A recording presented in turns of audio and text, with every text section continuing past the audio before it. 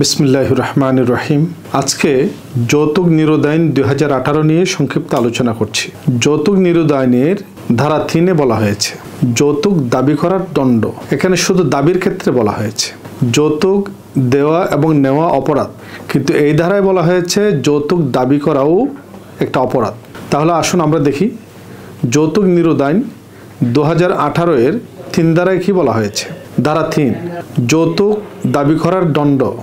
যদি বিবাহের কোনো এক পক্ষ প্রত্যক্ষ বা পরোক্ষভাবে বিবাহের অন্য কোনো পক্ষের নিকট যৌতুক দাবি করেন, তাহা হইলে উহা হইবে এই আইনের অধীন একটি অপরাধ, এবং তজ্জন্য তিনি অনধিক 5 বৎসর কিন্তু সর্বনিম্ন 1 বৎসর কারাদণ্ড, অনধিক 50,000 টাকা অর্থদণ্ড অথবা সাজা এবং জরিমানা উভয় দণ্ডে দণ্ডনীয় হইবেন।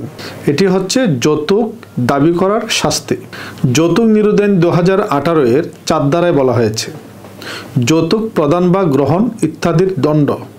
যৌতুক প্রদান এবং গ্রহণ, আমরা অনেকে মনে করি যৌতুক নেওয়া শাস্তি, কিন্তু এই আইনে বলা হয়েছে যৌতুক যিনি প্রদান করেন তিনিও এই অপরাধে অপরাধী, আর যৌতুক যিনি গ্রহণ করেন তিনিও এই আইনে অপরাধী। তাহলে আসুন ধারা 4-এ কি বলা হয়েছে। যৌতুক নিরোধ আইন 2018-এর ধারা 4-এ বলা হয়েছে যৌতুক প্রদান বা গ্রহণ ইত্যাদির দণ্ড।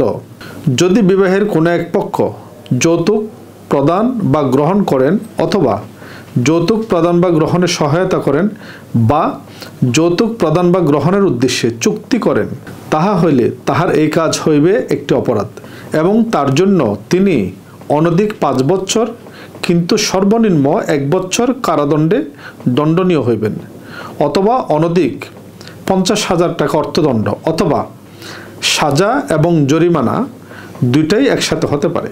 তাহলে আমরা এই ধারায় বুঝতে পারলাম যৌতুক দেওয়া এবং নেওয়া উভয় অপরাধ, এবং যৌতুকের জন্য চুক্তি করা সেটিও একটি অপরাধ।